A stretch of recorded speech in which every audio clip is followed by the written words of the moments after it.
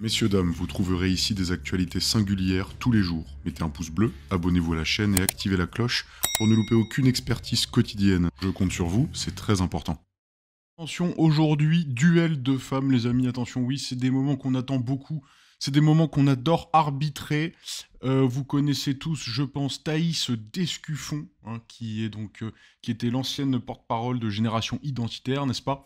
Et qui maintenant s'est un petit peu transformé en coach de séduction, tout en profitant bien sûr du fait que je pense qu'il y a un paquet d'incels qui la suivent, quoi. Incel, vous savez, c'est la contraction entre involontaire et célibataire.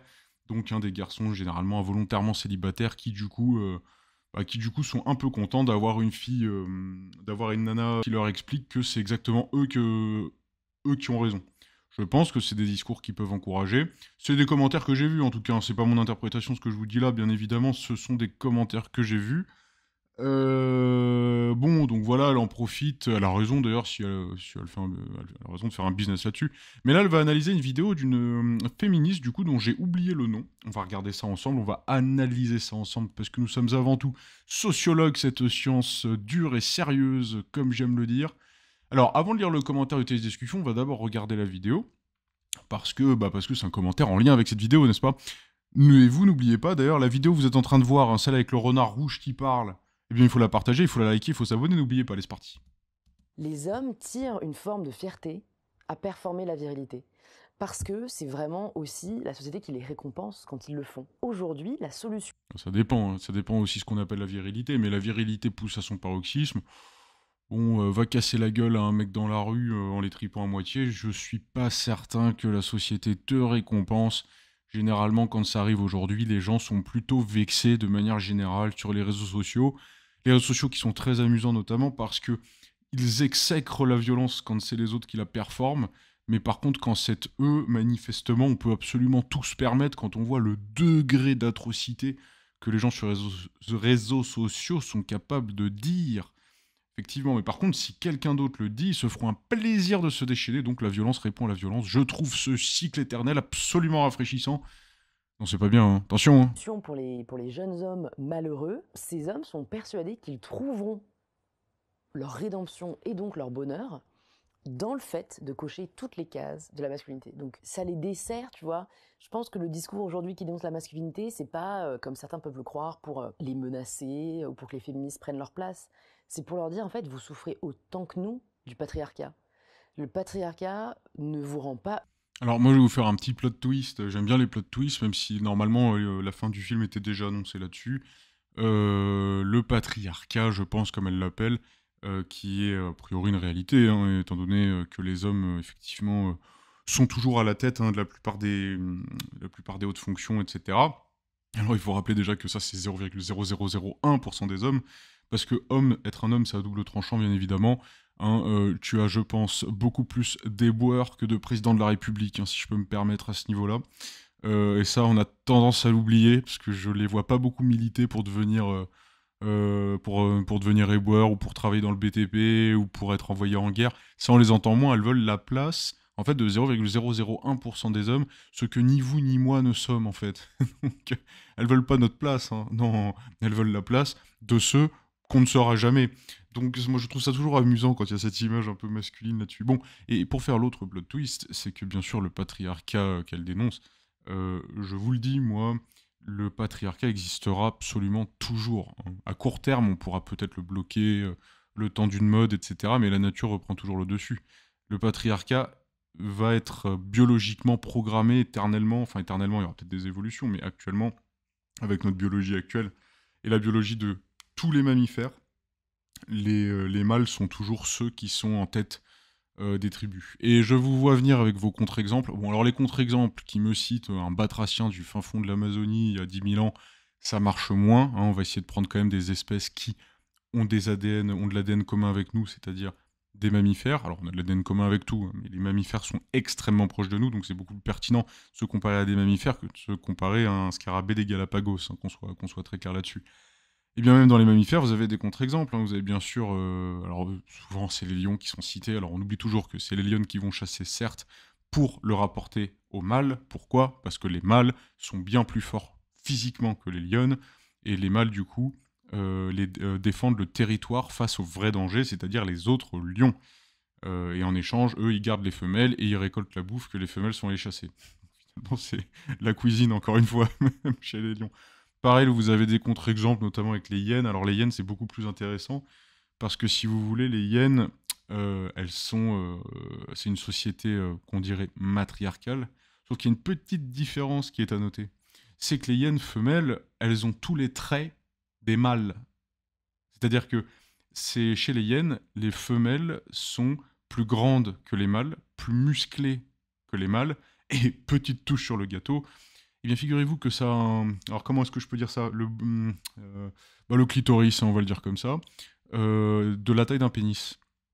Donc en fait, ce que je veux dire par là, c'est que même l'exemple des hyènes en tant que société matriarcale ne pourrait pas fonctionner si on le juxtapose avec nous, puisque les femelles du côté des hyènes ont tous les traits que les mâles ont chez les autres mammifères. Donc les femelles sont plus ou moins des mâles, ont les traits des mâles. Et donc on ne peut pas transposer ça, parce que si vous prenez par rapport à chez nous, bah nous, les femelles sont pas plus grandes, elles sont pas plus fortes, et elles ont pas la choupa-choupe de la taille d'un haricot, tu vois. Un gros haricot, tu vois. Bon, je pense qu'on s'est compris. Mais voilà, donc attention aux contre-exemples, et surtout si on vous cite un jour, si on vous cite le batracien du fin fond d'une rivière, on va pouvoir comparer tout ça. Heureux parce qu'il ne vous autorise même pas à ressentir en fait. Voilà, c'est fini. Donc on nous autorise pas à ressentir. Ben, moi, je pense que ce serait pas mal qu'on ressente moins. Parce que je pense qu'on est dans un monde aujourd'hui, alors je pense que ça a toujours été le cas, hein, mais on est dans un monde où on ressent beaucoup trop. Alors souvent on me dit oui, non, mais c'est important l'émotion, quand même tu comprends, faut avoir un cœur. Oui, alors moi je vais vous dire quelque chose, Michel Fourniret, il avait beaucoup d'émotions aussi, hein.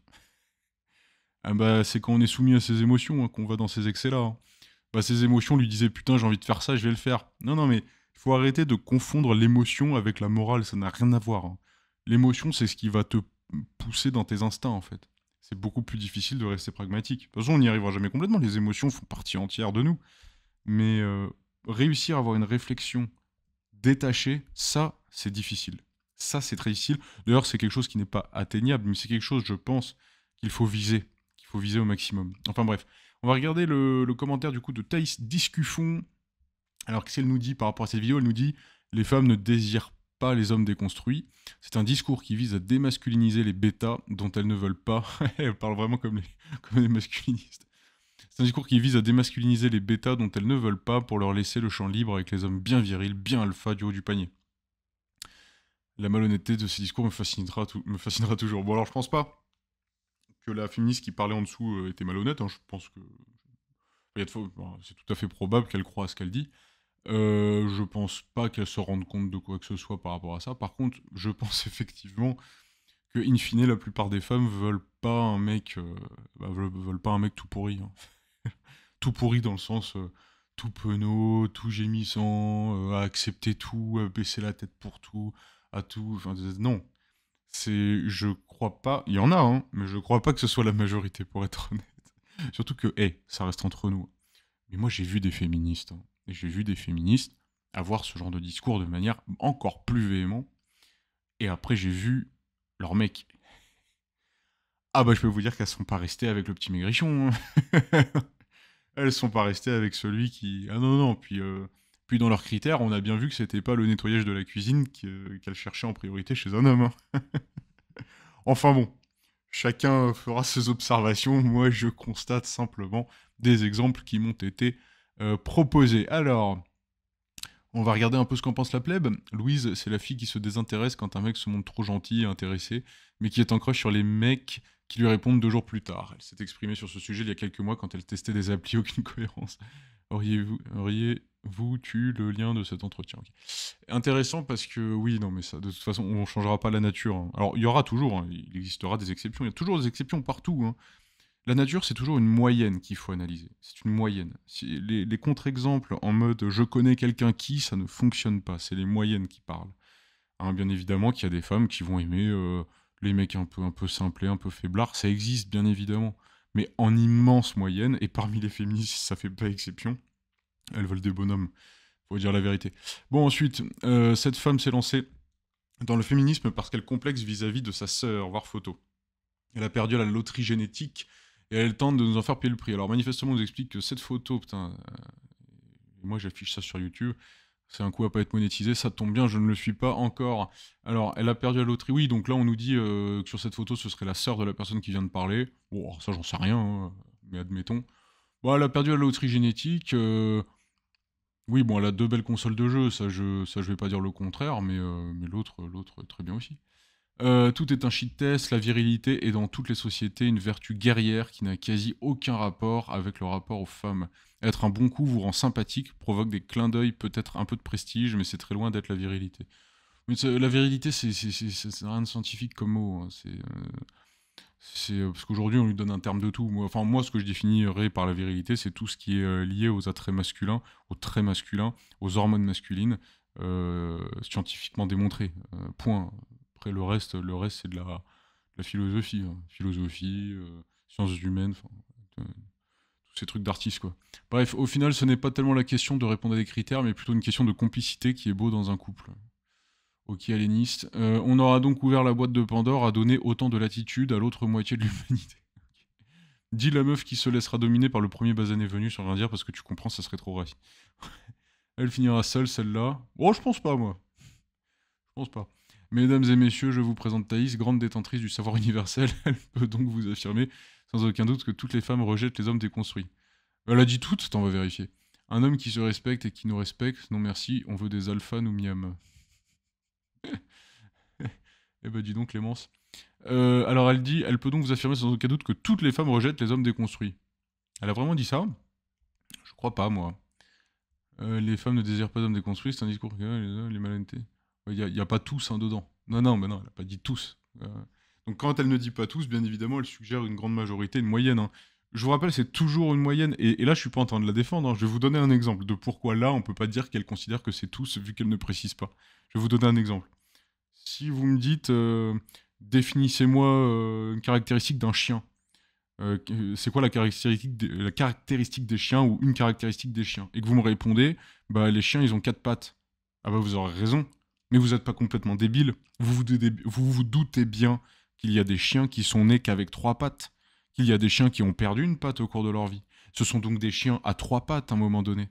Eh bien c'est pas parce que vous avez dit que les chiens ont 4 pattes que dans votre tête, vous vous dites que toujours depuis la nuit des temps, tous les chiens de l'univers ont eu 4 pattes. Eh bien non, vous pensez toujours à la moyenne haute, bien évidemment. Quand on définit quelque chose, on pense toujours à la moyenne haute, c'est un classique. Bon, cette bougresse a la haine parce qu'elle s'est faite larguer par le mec du crayon, qui était bien trop beau gosse pour elle. Impossible qu'un mec qui doit avoir beaucoup d'options reste avec une telle fille. Bah, dis donc, les gens sont pas contents, hein, ça suffit. Continue tes coachings à 300 € Thaïs, c'est bientôt la fin de ton business, pour le coup, lui très malhonnête. Ouais, écoutez, hein, moi je dis, s'il y a des clients, ils sont jamais forcés, hein, les clients. Bon, elle a trouvé un business, elle le fait, écoutez, tant mieux pour elle, hein, elle se fait des thunes. Voilà, hein, les gens sont pas obligés d'acheter, hein. Elle dit qu'elle va t'apprendre à draguer, bon, bah, comme n'importe quel mec de coach de séduction ou machin, hein, finalement. Bon, après, je suis pas allé voir en détail son site. Les femmes déconstruisent les hommes pour prendre le pouvoir aussi, pour prendre le leadership de la société, pour que la société devienne une société matriarcale. Je vous le redis, hein. Ça ne pourra durer qu'un très court temps. La nature reprend le dessus, tôt ou tard. Tout ce que ces féministes font, c'est calculer, nous castrer psychologiquement pour prendre le dessus sur nous. Eh, t'inquiète pas autant, bah dis donc Ragnar Lordbrock, là. Comment tu peux être aussi... Attends, on va pas afficher sa photo quand même, ça se fait pas. Mais comment est-ce qu'on peut être aussi musclé et aussi stressé? Bon, sûrement pas forcément de corrélation après tout. Mais bon, quand on fait du sport, on relâche un petit peu d'endorphine normalement. Ça devrait détendre. Cette conne, les meufs sont les premières à récompenser les mecs pour leur masculinité, virilité. Quoi? Les meufs sont les premières à récompenser mecs pour leur masculinité. Oui. Oui, voilà. Oui, monsieur. Alors, ok, bon, on est d'accord, c'est bon, c'est fini. Ok, voilà, j'ai trouvé ça rigolo. J'espère que vous aussi. Il faut que vous vous abonniez, les gens. Moi, je compte sur vous, hein. Il y en a plein qui regardent, qui ne s'abonnent pas. Je trouve ça absolument horrifiant, je vous le dis en pesant mes mots. Bon, je vous laisse vous abonner, je vous laisse mettre un pouce en l'air, pouce bleu, je sais plus comment on dit maintenant.